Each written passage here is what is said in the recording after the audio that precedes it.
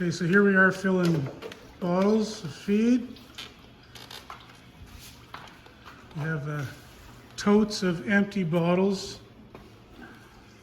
and these feeders are kind of a two-piece unit so that the bottom just snaps on and off, so you don't have to unscrew it every time, which is good because the syrup tends to make that pretty tight. Sits on the hive like that, and there's there we go, two little grooves in there that the syrup comes through. So it looks like that in the feeder. The surface tension keeps these from bleeding out, and the bees will come to that tray and lick it up. For the scale we're working with, we feed them out of this tote, and we have a pail on the bottom to catch the drips, otherwise it would be a pretty slow process to keep it clean. If a smaller beekeeper might do this with a setup like this, where just a small jug and the same valve and a little spigot to go inside the neck of the jar.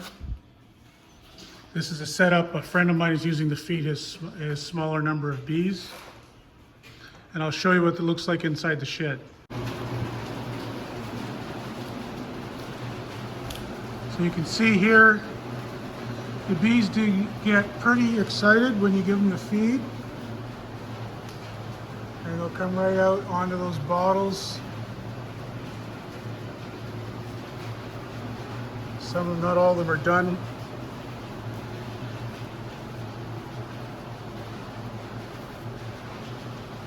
The hives that have the pink tag have been identified as dead, so there's no point feeding those.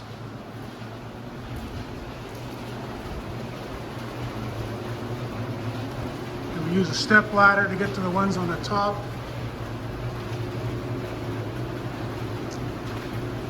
Every hive gets a bottle, and in about a week, a pretty good bunch of them will be empty. And then this one was probably just fed a little while ago. It's pretty active still. They get a taste of that and they think it's spring. So that's what we're trying to trick them into getting excited when we still have way too much snow to put them outside. So that's what indoor feeding looks like. Thanks a lot, everyone. Have a great day. Another project I'm working on is electrifying one of my spider forklifts.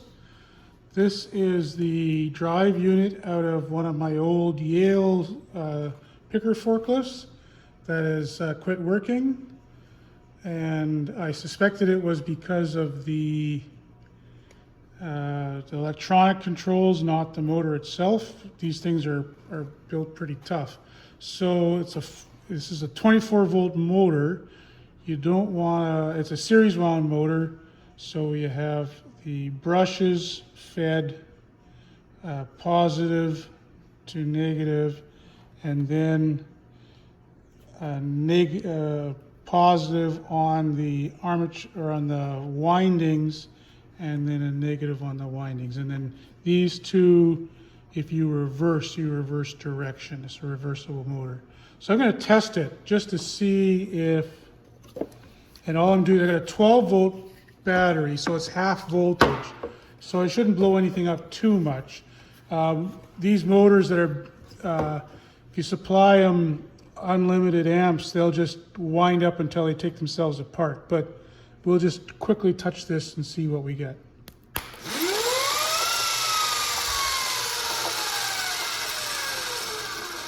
Okay, well that certainly works. So I guess next step will be to kind of create the right kind of pulley on the end to drive the spider, and then I have to make a mount for it. So that'll keep me busy for a while.